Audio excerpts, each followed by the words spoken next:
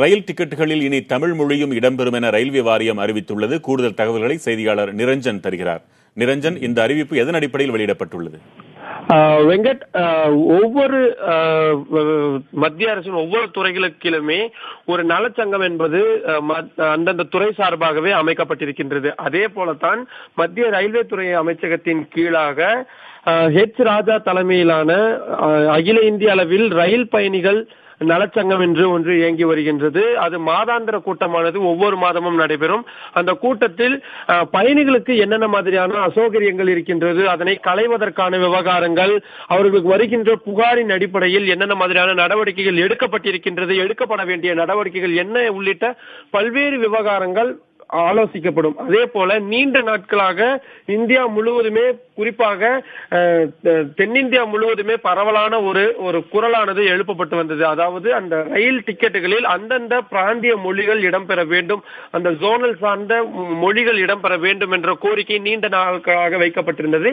இந்நிலையில் இந்த சங்கம், ரயில் பயணிகள் நல சங்கம் சார்பாக ரயில்வே போர்டிற்கு இந்த ஒரு முக்கியமான ஒரு கோரிக்கையானது முன்வைக்கப்பட்டு தற்பொழுது அது ஏற்கப்பட்டும் இருக்கின்றது.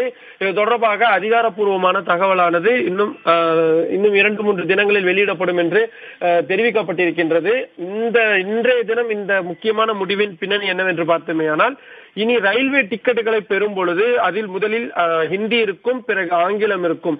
ஆனால் இனிமேற்கொண்டு இந்த 2 மொழிகளுக்கும் அடுத்ததாக எந்த பிராந்தியத்தின் கீழ் அந்த டிக்கெட்டுகள் பெறப்படுகின்றதோ, எந்த ஸ்டேஷனில் அது பெறப்படுகின்றதோ அந்த பிராந்தியத்தின் மொழியும் அதில் இடம்பெற்றிருக்கும் என்பதுதான் இந்த அறிவிப்பின் சாராம்சமாகும்.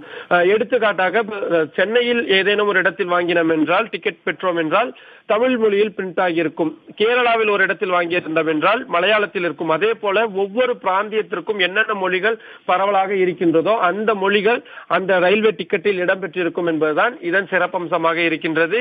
இது தாய்மொழியை தவிர மற்ற மொழிகளை எழுத படிக்க தெரியாதவர்களுக்கு இது ஒரு மிக முக்கிய உதவியாக இருக்கும் என்று நலச்சங்கம் சார்பாக தற்பொழுது முடிவெடுக்கப்பட்டிருப்பதன் காரணமாகத்தான் இந்த முடிவு தற்பொழுது இறுதியாகப்பட்டிருக்கின்றது. இன்னும் 6 மாத காலத்திற்குள் ஒவ்வொரு ரயில் நிலையத்திலும் இந்த டிக்கெட்டுகளை தரக்கூடிய அந்த மிஷினில் இது தொடர்பான சாப்ட்வேர் ஆனது அப்டேட் செய்யப்பட்டு வருகின்ற ஜனவரி 1ஆம் தேதி முதல், அதாவது 2018 ஜனவரி 1ஆம் தேதி முதல் இந்த திட்டத்தினை முழுமையாக நாடு முழுவதும் அமல்படுத்துவதற்கும் தற்பொழுது ரயில்வே வாரியம் தற்பொழுது முடிவெடுத்திருக்கின்றது. அதற்கான பணிகளும் தற்பொழுது துரிதகதியில் மேற்கொள்ளப்படும் என்றும் கூறப்பட்டிருக்கக்கூடிய சூழ்நிலையில் இதனை தென்மண்டலத்தை சார்ந்த பெரும்பாலான ரயில் பயணிகள் நலச்சங்கத்தினர் வரவேற்றிருக்கிறார்கள். நிரஞ்சன், இந்த நடவடிக்கை நடந்தவரை மிக்க மகிழ்ச்சிதான். ஆனால் குறைந்தபட்சம் பாரதிய ஜனதா கட்சி ஆட்சிக்கு வந்து 3 ஆண்டுகளுக்கு மேலாகிறது.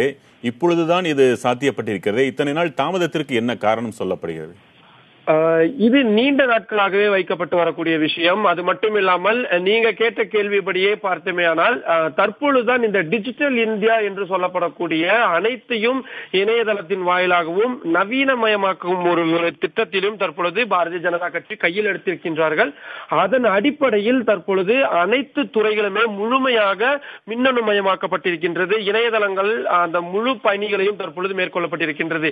ஏற்கனவே இருக்கக்கூடிய மேனுவல் சிஸ்டத்தில் இது மாதிரியான மாற்றங்களை கொண்டு வருவது என்பது மிக சிரமமான ஒரு விஷயமாக இருக்கும். ஒட்டுமொத்த மெக்கானிசையும் மாற்ற வேண்டிய ஒரு கட்டாயம் இருக்கும். ஆனால் தற்பொழுது முழுமையாக இதனை இணையதளங்களின் வாயிலாக செயல்படுத்துவதன் காரணமாக சாப்ட்வேரை அப்டேட் செய்தாலே போதும் என்ற ஒரு சூழ்நிலை ஏற்பட்டிருக்கின்றது. அந்த சாப்ட்வேர் தயாரிக்கின்ற பணியும் மிக எளிமையானதாக இருக்கும் என்ற காரணத்தினால் தான் இத்தனை நாட்கள் எடுத்துக்கொண்டிருப்பதாகவும், தற்பொழுது அனைத்துமே சுலபமான கதியில் இருக்கக்கூடிய ஒரு அவைலபிளாக இருக்கக்கூடிய சூழ்நிலையில் இவை ஒரு சாத்தியப்படக்கூடிய விஷயமாக நாங்கள் கண்டிருந்தோம். அதனால் தான் உடனடியாக இதனை கொண்டு வந்திருக்கிறோம் என்று ரயில்வே துறை அமைச்சகத்தின் சார்பாக தற்பொழுது விளக்கமும் அளிக்கப்பட்டிருக்கிறது. ரயில்வே மட்டுமல்ல, இதை போல வங்கிகள் உள்ளிட்ட பல்வேறு துறைகளும் அந்தந்த பிராந்திய மக்களுக்காக எளிமைப்படுத்தப்படுவதற்காக காத்திருக்கிறது. மக்கள் எதிர்நோக்கி இருக்கிறார்கள். விரைவில் அதையும் அமல்படுத்துவார்கள் என்று நாம் எதிர்பார்க்கிறோம். தகவல்களை வழங்கியமைக்கு நன்றி நிரஞ்சன்.